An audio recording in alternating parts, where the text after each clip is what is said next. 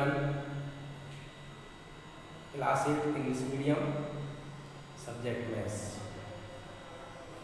Last जो video हमने बेटा बनाई थी उसमें आपको बताया था कुछ इंट्रोडक्शंस के बारे में, तो पॉलिनोमियल्स और मोनोमियल्स, बाइनोमियल्स और ट्रिनोमियल्स के बारे में। तो आपका जो पॉलिनोमियल्स है वो बहुपद होता है और आपका मोनोमियल्स एक पदी है ना, और बाइनोमियल्स द्विपदी और ट्रिनोमियल्स त्रिपदी है ना, जिसमें एक पद होता है वो मोनो और दो उसमें दो पद होते हैं वो बाइनो, तीन होते हैं उसमें। इस प्रकार से 9.1 स्टार्ट करते हैं। 9.1 में क्या हेडिंग है बेटा, इसको समझेंगे, बहुत सिंपल है, वेरी सिंपल है। इसमें लिखा हुआ है right the degree of each of the following polynomials. इसमें प्रत्येक बहुपद की हमको घात बताना है, पावर बताना है, डिग्री बताना है। इसमें जैसे आपके पास ये मैंने लिखा है हेडिंग नंबर 1 का ए 4x की पावर 3 प्लस 7x माइनस 8, ये आपका पॉलिनोमियल्स है। इसकी आपको क्या बताना है, डिग्री। तो हमको पता है डिग्री आपकी क्या होगी, 3। डिग्री आपकी क्या होगी, 3। ये आपका आंसर होगा। जैसे मान लीजिए कभी कभी क्या होता है डिग्री आपका जो, जैसे मैंने इसमें एक थी आपकी है ना 4x की पावर 3 थी। कहीं कहीं क्या होता है पॉलिनोमियल्स दे रखे होंगे तो उसमें डिग्रीज कई दे रखी होंगी है ना। तो ये जैसे यहाँ पे मान लीजिए x की पावर 3 है या x की पावर 2 होती तो एक थोड़ा सा डाउट होता कि इसमें डिग्री क्या लिखेंगे। देखिए पॉलिनोमियल्स की डिग्री अगर पूछता है तो उसमें ये आप डिग्रियाँ कितनी भी लगी हों वेरिएबल्स में, आपके वो 4 स्टेप्स हो, 5 स्टेप्स हो, 3 स्टेप्स हो, डिग्री कितनी भी हो, लेकिन हमें सबसे पहले उसमें ये देखना है इसमें जो मैंने कल बताया था लास्ट, लार्जेस्ट जो बड़ी आपकी डिग्री है वो किस वेरिएबल्स में है, किस ओके पद पे है, वो आपकी आंसर कहलाएगा।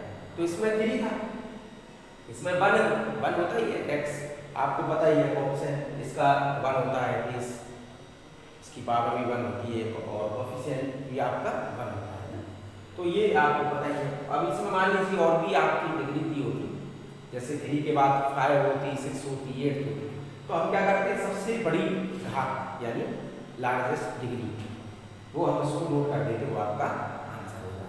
तो ये इस तरह से आपकी 1 जो हेडिंग है इसमें दी है डिग्री, तो ये आपको इस तरह से निकालना है, ओके, आंसर फाइंड करना है। अब इसमें के बाद में सेकंड में दिया है, सेकंड भी आपका वेरी सिंपल है। इसमें ये पूछ रहा है पॉलिनोमियल्स की डिग्री, तो पॉलिनोमियल्स जो डिग्रियां हैं वो निकाल सकते हैं। आपको मुझे लगता है बिल्कुल समझ में आ रहा है 100%।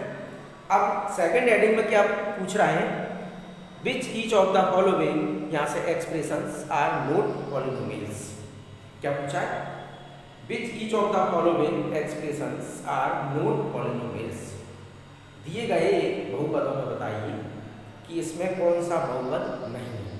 तो सबसे पहले बेटा इसकी पहचान देखेंगे स्टूडेंट्स कि पॉलिनोमियल्स कब ये बहुपद होता है कब नहीं होता है। तो सबसे पहले तो इसमें ये देखेंगे कि जो आपकी वेरिएबल्स होंगे, जो पद होंगे, हिंदी में समझा देता हूँ, जो पद होंगे वो कैसे होंगे, x इस तरह से होंगे। पहली बात जैसे 4x है, 7x है, और भी अगर आगे स्टेप होगा तो मान लीजिए 2x है या 5x है, x y या नेक्स्ट इस तरह से होगा। दूसरा बहुपद में क्या करेंगे, इसकी जो डिग्री होती है पॉलिनोमियल्स में, वो डिग्री आपकी एक तो क्या है, मान लीजिए नेगेटिव है तो नोट आपका पॉलिनोमियल्स होता है।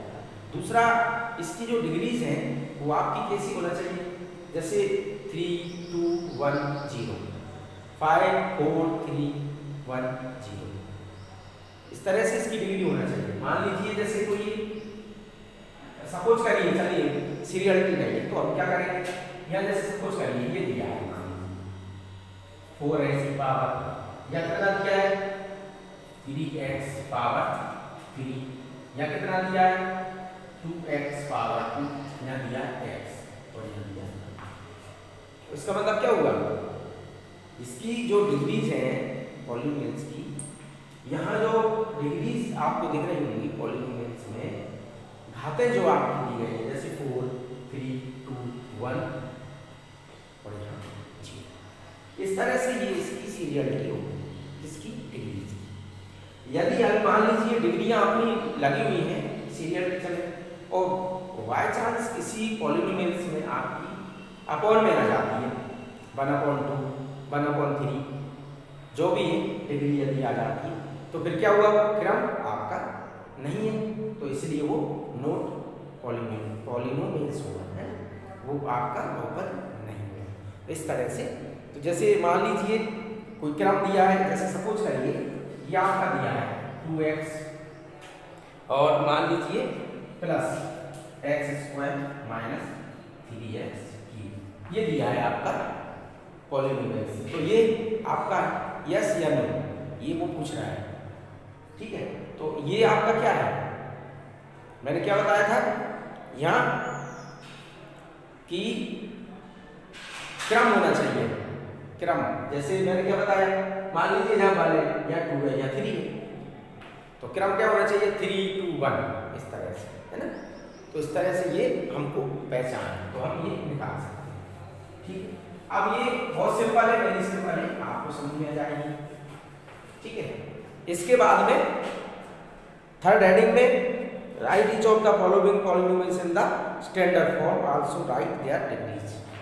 ये भी आपको डिग्रीज बताना है, इसमें भी वेरी सिंपल है, ये सॉल्व नहीं है, केवल आपको डिग्री बताना है। तो 1, 2, 3 में आपको क्या करना है स्टूडेंट, केवल ओनली डिग्री आपको फाइंड करना है ना पॉलिनोमियल्स की। तो ये तो बहुत सिंपल है और समझ में आ गई। अब जैसे फोर्थ हेडिंग है इसकी, फोर्थ हेडिंग में कह रहा है डिवाइड, तो फोर्थ हेडिंग में आपकी क्या है डिवाइड, फोर्थ नंबर में डिवाइड क्या करना है, मैंने कल भी आपको समझाया था, डिवाइड आपको डिवाइड करना है और द फॉलोइंग दिए गए आपको जो बहुपद है वो आपको डिवाइड करना है। तो देखिए अब इसमें क्या लिखा हुआ है, ए नंबर, यहाँ से क्या है 9x की पावर 3, y की पावर 2 और यहाँ z की पावर 2।